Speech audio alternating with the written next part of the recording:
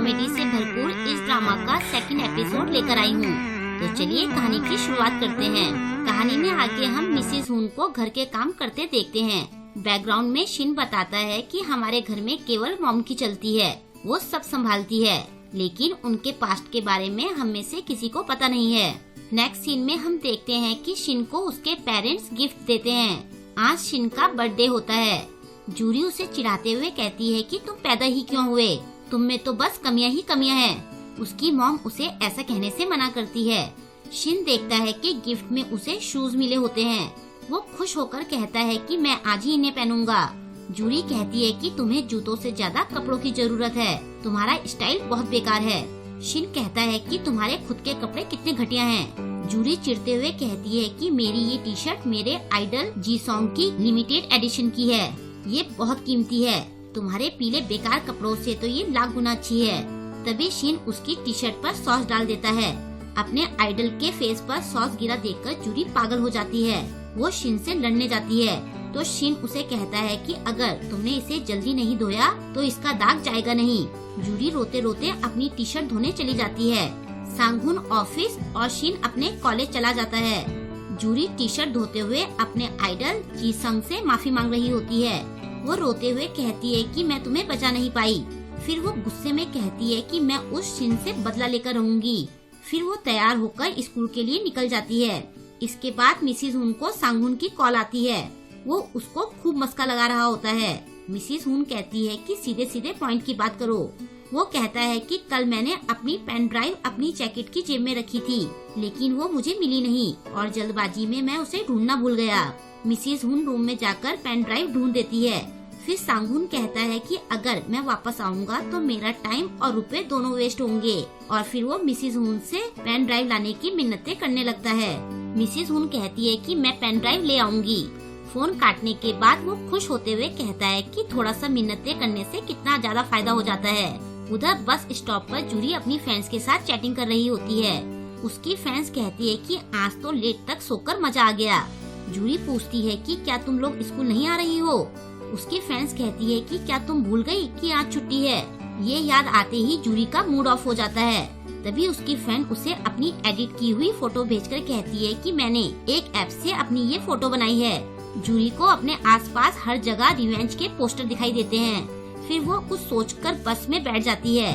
इधर अपने घर में एलिस बहुत परेशान होती है। उसकी सेक्रेटरी आकर कहती है कि आपके फ्रेंड ने आपके लिए बर्थडे पार्टी रखी है और वहाँ आपके सारे फ्रेंड्स को इनवाइट किया है। एलिस कहती है कि वो कौन है पार्टी देने वाला। सेक्रेटरी उसे खाना खाने के लिए कहती है। वो कहती है कि काफी दिनों से आपने खाना नहीं खाया है।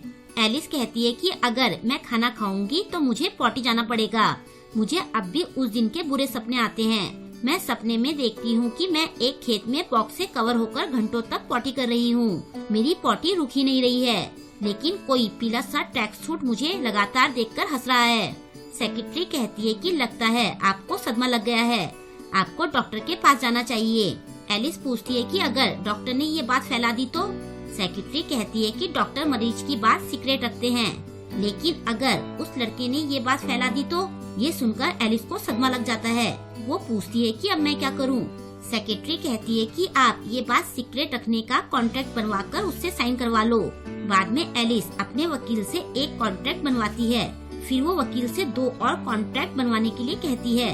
सेक्रेटरी के पूछने पर वो कहती है कि तुम दोनों को भी कॉन्ट्रैक्ट साइन करना पड़ेगा, तुम भी तो मेरा सीक्रेट जानते हो। सेक्रेटरी कहती है कि इसमें इतना दिमाग कहाँ से आ गया। इसके बाद वो दोनों भी कॉन्ट्रैक्ट साइन कर देते हैं। एलिस दोनों कॉन्ट्रैक्ट सेक्रेटरी को संभालने के लिए दे देती है। उसके जाने के बाद सेक्रेटरी हंसते हुए कहती है कि मेरा कॉन्ट्रैक्ट इसने मुझे ही दे दिया। नेक्स्ट सीन में हम देखते हैं कि जब मिसिस हुन पेन ड्राइव देने जा रही होती है तो एक चोर चोरी करके भाग रहा होता है। मिसिस हुन उसे पकड़कर पीटती है और खम्बे से बांध देती है। लोग उसके लिए तालियां बजाते हैं। दूसरी तरफ जूरी अपने भाई के कॉलेज में जाकर उसे ढूंढ रही होती है। तभी उसके भाई का फ्रेंड डुखू आकर उससे बात करने लगता है। पहले तो वो उससे बात नहीं करना चाहती है, लेकिन अपने भाई से रिवेंज का सोचकर वो डुखू को खूब मस्का लगाने लगती है। वो उससे अपने भाई की बुराई करती है, लेकिन डुखू एक लॉयल फ्रेंड है तो वो जूरी को ऐसा करने से मना करता है। जूरी साइड में बड़बड़ाते हुए कहती है कि इन अजीब लोगों की फ्रेंडशिप तो काफी स्ट्रॉन्ग है। फिर वो डुखू से कुछ घंटों के लिए उसका फोन उधार मांगती है। जब डुखू मना करता है तो वो उसे अपनी फ्रेंड की एडिटेड फोटो दिखाती है और कहती है कि अगर तुम मुझे अपना फोन कुछ घंटों के लिए दोगे तो मैं तुम्हारी सेटिंग अपनी फ्रेंड से करवा दूंगी। बेचारा डुखू लड़की के चक्कर में जूरी को अपना फोन दे देता है। रास्ते में जाते हुए एक जगह ग्लू देखकर जूरी को एक आइडिया आता है। वो स्टेशनरी शॉप में जाकर शॉपकीपर से सबसे स्ट्रॉन्ग ग्लू मांगती है। इधर मिसिज हून बस से जा रही होती है, तभी बस डिसबैलेंस होने लगती है। बस रुकने पर मिसिज हून देखती है कि ड्राइवर बेहोश होता है। वो उसे फर्स्ट एड देती है। फिर वो बाकी पैसेंजर से एम्बुलेंस बुलाने के लिए कहती है। वो कहती है कि हम बस स्टॉप पर जल्दी पहुंच जाएंगे। लोग एम्बुलेंस को कॉल करते हैं और मिसिज हून बस चलाने लगती है। बस स्टॉप पर पहुंचने के बाद सब लोग मिसिज हून की बहादुरी के लिए तालियां बजाने लगते हैं। दूसरी तरफ यूरी डुखू के फोन से अपने भाई को मैसेज करती है। वो लिखती है कि मेरे पास एक अनोखा एक्शन फिगर है जो मैं तुम्हें दिखाना चाहता हूँ। तुम जल्दी से क्लास में आ जाओ। उसका भाई मैसेज करके कहता है कि मैं आ रहा हूँ। फिर यूरी क्लास की एंट्री पॉइंट पर ग्लू लगा देती है और अपने भाई के आने का वेट करने लगती है। लेकिन थोड़ी देर बाद एक मास्क पहना लड़का फोन पर बात करते हुए आता है। वो वहाँ फैलाए ग्लू पर पैर रखने वाला होता है कि तभी यूरी उसे रोक देती है। वो थोड़ा गुस्सा होते हुए कहता है कि तुम क्या कर रही हो। यूरी कहती है कि यहाँ फर्श पर मैंने ग्लू फैलाया हुआ है, मैंने तुम्हारे जूतों को बचाया है। तभी उसे उसके भाई की आवाज आती है। वो उस मास्क मैन को लेकर छुप जाती है। साइड से शिन अपने कराटे की फनी हरकतें करते हुए आ रहा होता है। यूरी छुपकर उसे देख रही होती है। तभी शिन को किसी का फोन आता है और वो वापस चला जाता है। ये देखकर यूरी को बहुत गुस्सा आता है। वो कहती है कि अभी तो वो बच गया। वो मास्क मैन पूछता है कि वैसे तुम ये सब क्यों कर रही हो। जूरी उसे बताती है कि मैं अपना बदला ले रही हूँ। बदकिस्मती से वो मेरा भाई है। सुबह उसने मेरे जीसंग ओप्पा के प्रिंट वाली टी शर्ट पर सॉस फेंका। ये सुनकर वो मास्क मैन अपना मास्क ठीक करता है। फिर जूरी उसे जीसंग के बारे में खुश होकर बताती है। जूरी कहती है कि मेरा भाई कहता है कि जीसंग ओप्पा को गाना गाना नहीं आता है और वो एक फ्लॉप सिंगर है। ये सुनकर वो मास्क मैन चौंक जाता है। वो मास्क मैन कहता है कि मैं तुम्हारी बदला लेने में मदद करूँगा। अभी मैंने रिवेंज पर एक बुक पढ़ी है। जूरी मान जाती है। थोड़ी देर बाद एलिस हर जगह में शिन को ढूंढ रही होती है और इसी बीच यूरी के फैले ग्लू में उसकी सैंडल चिपक जाती है। बेचारी को बहुत गुस्सा आने लगता है। उधर जब मिसिज हुन ऑफिस में पेन ड्राइव लेकर पहुंचती है तो वो देखती है कि डेप्यूटी डायरेक्टर सांगहुन को रिपोर्ट के लिए डांट रहा होता है। सांगहुन कहता है कि ये रिपोर्ट मैंने नहीं लिखी है, लेकिन वो उसकी बात नहीं सुनता और सांगहुन को और बेइज्जत करता है और उसे रिपोर्ट फिर से लिखने के लिए कहता है। साइड से ये सब देखकर मिसिज हुन को बहुत गुस्सा आता है। फिर वो ऑफिस में एक लड़की को वो पेन ड्राइव सांगहुन को देने के लिए कहती है। आगे जाकर वो देखती है कि सांगहुन का एक कलीग डेप्यूटी डायरेक्टर की चापलूसी कर रहा होता है। डेप्यूटी डायरेक्टर सांगहुन की खूब बुराई करता है और दूसरा आदमी उसकी हाँ में हाँ मिलाता है। ये देखकर मिसिज हुन को बहुत गुस्सा आता है। डेप्यूटी डायरेक्टर अपनी तारीफ करते हुए कहता है कि असली मर्द तो मैं हूँ, इस उम्र में भी मेरे बाल सफेद नहीं हुए हैं। मिसिज हुन ध्यान से देखती है तो उसे डेप्यूटी डायरेक्टर की शर्ट पर कलर दिखता है। वो हंसते हुए कुछ प्लानिंग करने लगती है। नेक्स्ट सीन में हम देखते हैं कि जूरी सॉफ्ट ड्रिंक्स के पास खड़ी होती है। मास्कमैन कुछ लेकर आता है। ये सब उससे जूरी ने मंगाया होता है। उसके पूछने पर जूरी कहती है कि इसमें मैं अलग अलग टाइप के मिर्च के पेस्ट मिलाऊंगी। शिन को मेरे जीसंग ओप्पा की इंसल्ट करने की कीमत चुकानी होगी। ये सुनकर मास्कमैन भी डर जाता है। फिर वो जूरी की हेल्प करने लगता है। जूरी कोल्ड ड्रिंक में मिर्च पेस्ट मिलाती है। फिर वो डुखू के फोन से शिन को मैसेज करती है और कहती है कि जल्दी यहाँ आओ, जिनका आज बर्थडे है उन्हें यहाँ फ्री ट्रीट मिल रही है। उधर बेचारी एलिस नंगे पाँव चल रही होती है। कूड़ेदान में उसे स्लीपर्स पड़ी दिखती हैं, तो वो वहाँ से उन्हें उठाकर पहन लेती है। फिर उसे भूख लगती है। उसे सामने पोस्टर लगा दिखता है कि आज बर्थडे वालों को फ्री ट्रीट मिलेगी। वो जूरी को अपनी आईडी दिखाकर डायरेक्ट खाना शुरू कर देती है। जूरी को उसे रोकने का टाइम भी नहीं मिलता। स्वीट खाते ही एलिस को मिर्ची लगने लगती है। उससे बचने के लिए वो कोल्ड ड्रिंक उठाती है। जूरी और मास्कमैन उसे रोकते हैं, लेकिन वो डायरेक्ट कोल्ड ड्रिंक पी लेती है और उसमें भी मिर्ची रहती है। सारी कोल्ड ड्रिंक वो वहाँ से जा रहे प्रोफेसर पर फेंक देती है। ये देखकर जूरी और मास्कमैन भाग जाते हैं। बेचारी एलिस पानी के लिए चिल्ला रही होती है। नेक्स्ट सीन ऑफिस के अंदर का आता है। डेप्यूटी डायरेक्टर मीटिंग में प्रेजेंटेशन दे रहा होता है। तभी साइड से कोई पिचकारी मारकर उसका पूरा सिर भिगा देता है और डेप्यूटी डायरेक्टर के सिर से काला कलर बहने लगता है। बॉस पूछता है कि ये क्या है। सांगहुन कहता है कि ये तो हेयर कलर जैसा है। डेप्यूटी डायरेक्टर हड़बड़ाते हुए कहता है कि ये माइक्रो डस्ट है, ये कलर नहीं है। लेकिन सबको पता चल जाता है कि उसके सिर से हेयर कलर बह रहा है। सब बहुत हंस रहे होते हैं और डेप्यूटी डायरेक्टर रोता हुआ वहाँ से भाग जाता है। डेप्यूटी डायरेक्टर पर पिचकारी से पानी मारने वाली मिसिज हुन होती है। बाद में सांगहुन अपनी वाइफ को कॉल करता है। वो कहता है कि तुमने मुझे बताया भी नहीं कि तुम कब आई। मिसिज हुन कहती है कि मुझे कुछ काम था तो मैं जल्दी चली गई। फिर वो सांगहुन से पूछती है कि चलो आज मैं तुम्हारी पसंद की डिश बनाऊंगी। सांगहुन उसे सॉसेस की डिश बनाने के लिए कहता है। फिर वो उससे रोमांटिक बातें करना चाहता है, लेकिन मिसिज हुन कॉल काट देती है। लेकिन सॉसेज डिश की बात सुनकर वो बहुत खुश होता है। इधर कॉलेज के पीछे की पहाड़ी पर मास्कमैन गड्ढा खोद रहा होता है और जूरी स्नैक्स खा रही होती है। वो उससे पूछती है कि वैसे तुम मेरी हेल्प क्यों कर रहे हो।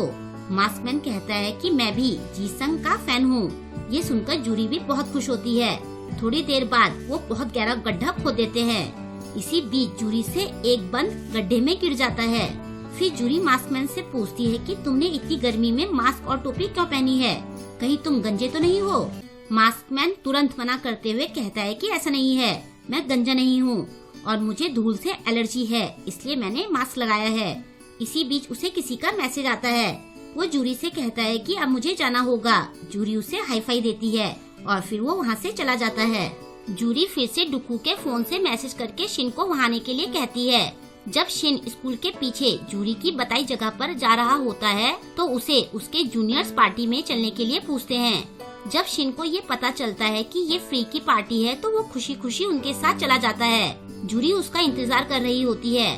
तभी उसकी फ्रेंड उसे मैसेज करती है कि जीसंग ओप्पा कॉलेज के गेट पर है। ये सुनकर जूरी वहाँ से गेट की तरफ चली जाती है। इधर बेचारी एलिस थकी हारी स्टूडेंट से शिन के बारे में पूछती है। स्टूडेंट उसे बताते हैं कि शिन तो कॉलेज के पीछे की पहाड़ी की तरफ गया है। उतना दूर जाने का सोचकर एलिस का मूड खराब हो जाता है। वो थक हार कर जैसे तैसे वहाँ पहुँचती है, लेकिन बेचारी एलिस वहाँ जूरी के खोदे गड्ढे में गिर जाती है और उसकी फूटी किस्मत कि वहाँ नेटवर्क भी नहीं होता है। वो मदद के लिए चिल्लाती है। वो ऊपर चढ़ने की कोशिश भी करती है, लेकिन सब बेकार हो जाता है। वो वहाँ बैठी रोने लगती है। वो कहती है कि मुझे मेरी बर्थडे पार्टी में जाना है। उसे पहले से भूख लग रही होती है। अब उसकी भूख और बढ़ जाती है। तभी उसे वहाँ बंद पड़ा दिखता है। वो उसे उठाना चाहती है, लेकिन फिर वो खुद से कहती है कि मैं थंडर ग्रुप की मालकिन हूँ, मैं इसे खा नहीं सकती हूँ। उधर घर जाते हुए जूरी ये सोचकर खुश होती है कि इस टाइम तो शिन गड्ढे में गिरा होगा। तभी शिन वहाँ पहुँच जाता है। जूरी हैरान होकर उससे पूछती है कि तुम यहाँ क्या कर रहे हो और तुम इतने साफ सुथरे कैसे हो। शिन पूछता है कि तुम क्या बकवास कर रही हो। जूरी कहती है कि मैंने तुम्हारे लिए पहाड़ी पर गड्ढा खोदा था। तब शिन को याद आता है कि डुकू ने उसे पहाड़ी पर बुलाया था। वो सोचता है कि कहीं डुकू तो गड्ढे में नहीं गिर गया। ये सोचकर वो पहाड़ी की तरफ चला जाता है। दूसरी तरफ बेचारी गड्ढे में गिरी एलिस बंद में लकड़ी लगाकर केक की तरह बनाती है और रोते रोते खुद के लिए बर्थडे सॉन्ग गाती है और फिर वो बंद खाने लगती है।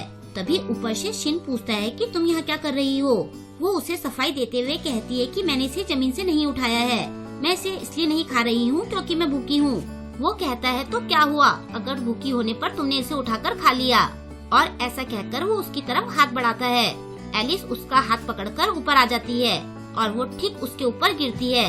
उससे अलग होकर वो कहती है कि आज मेरा बर्थडे है। शिन कहता है कि आज तुम्हारा भी बर्थडे है। वो कहती है कि तुम्हें ढूंढते ढूंढते मेरी सैंडल खराब हो गई, मेरा पूरा मुंह जल गया और मैं किसी के खोदे गड्ढे में गिर गई। शिन गुस्से में जूरी का नाम बड़बड़ाता है। शिन उससे पूछता है कि तुम मुझे क्यों ढूंढ रही थी। ये सुनकर वो शिन को कॉन्ट्रैक्ट देती है। शिन उसकी पॉटी वाली बात जोर जोर से पढ़ने लगता है तो एलिस उसका मुंह बंद करके उसे मन ही मन में पढ़ने के लिए कहती है। शिन कहता है कि तुम मुझे इसे साइन करने के लिए मजबूर नहीं कर सकती हो। एलिस कहती है कि ये बात तो तुम सही कह रहे हो। शिन कहता है कि आज तुम्हारा बर्थडे है तो मैं तुम्हें ये बर्थडे गिफ्ट दे देता हूँ और ऐसा कहकर वो कॉन्ट्रैक्ट साइन कर देता है और फिर शिन वहाँ से जाने लगता है। एलिस उसे रोककर कहती है कि तुम्हारा बर्थडे कब है, मैं भी तुम्हें गिफ्ट दूंगी। शिन कुछ नहीं कहता और चला जाता है। बाद में एलिस कॉन्ट्रैक्ट में उसका नाम पढ़कर कहती है तो इसका नाम शिन है। उधर घर में सॉसेज डिश खाने के बाद सांगहोन अपनी वाइफ को खूब मक्खन लगाता है। दूसरी तरफ इंटरनेट में जब जूरी जीसंग की मास्क वाली फोटो देखती है तो वो शॉक रह जाती है। वो कहती है कि मेरे ओप्पा मेरे सामने थे और मैं उन्हें पहचान नहीं पाई। तभी उसे याद आता है कि उसने जीसंग को हाई फाई दिया था। वो अपने हाथ को देखते हुए कहती है कि मैंने अपने हाथ को क्यों धोया। वो पागलों की तरह चिल्लाती है और फिर जीसंग की फोटो पर सिर रखकर रोने लगती है। और यहीं पर इस फनी ड्रामा के सेकंड एपिसोड का एंड हो जाता है। आई होप कि आपको आज का ये एपिसोड पसंद आया होगा।